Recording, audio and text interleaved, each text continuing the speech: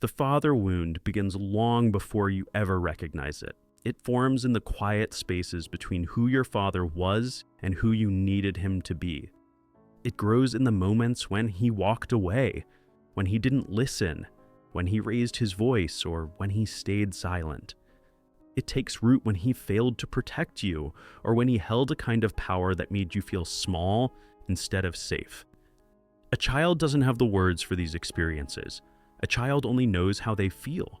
And when the person who is supposed to be your first source of strength becomes the source of fear, tension, or emotional distance, something inside you begins to shift. You learn to read the room before you ever speak. You learn to make yourself smaller to avoid provoking anger. You learn to work harder to try to earn an affection that should have been freely given. You learn to survive in an environment that teaches you subtly to hide your needs. And slowly, without even noticing, you internalize a dangerous idea that love is something unstable, something you have to earn, something that disappears the moment you push too much, ask too much, or simply exist too loudly. This wound isn't just the absence of a father, it's the absence of safety in his presence. It's growing up with a man who was physically there, but emotionally unreachable. Or a man who was unpredictable, harsh, chaotic, or critical.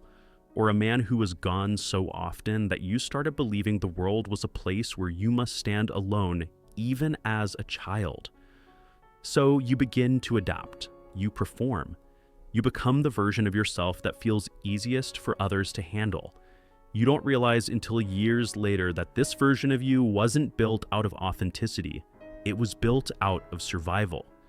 People with a father wound carry a quiet sense of unworthiness everywhere they go. Not the dramatic kind that screams for attention, but the subtle kind. The kind that whispers in the background of every accomplishment, every relationship, every attempt to grow. It tells you that you're not enough, that you must work harder, be better, try more. It tells you that softness is unsafe, that asking for help is dangerous, and that vulnerability is a luxury you're not allowed to have.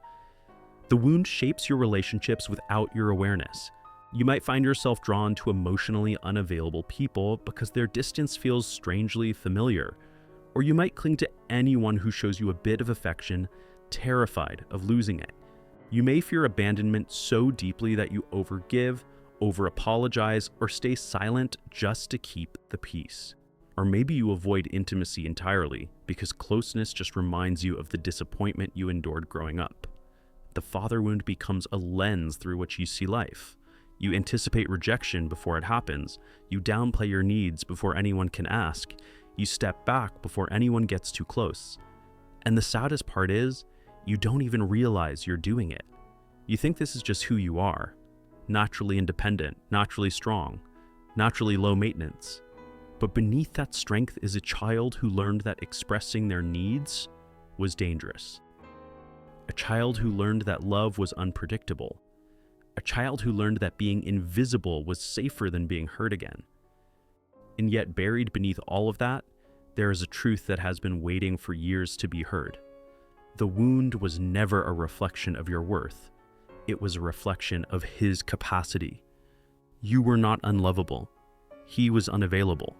The father wound doesn't disappear with age. It matures with you. It grows into the decisions you make, the relationships you choose, the way you react when someone gets too close, or the way you shut down when things become emotionally overwhelming. It whispers in moments when you're trying to celebrate yourself. It interrupts your happiness with doubt. It turns achievements into temporary relief instead of real fulfillment. Because when your father never showed you consistent pride, your brain simply doesn't know how to hold praise without questioning it, without waiting for the other shoe to drop. This experience often creates a lifelong sense of emotional self-reliance.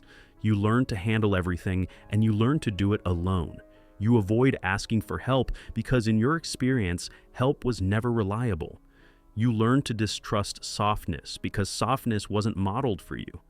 You mistake this fierce independence for your core identity, not realizing it was a shield you were forced to build as a child just to survive.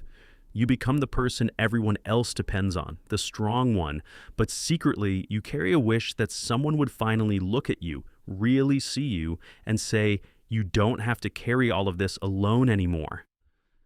The wound also carves out a space in your self-worth. When a father is absent or cruel, unstable, or just emotionally numb, a child's mind can only draw one conclusion: the problem must be me.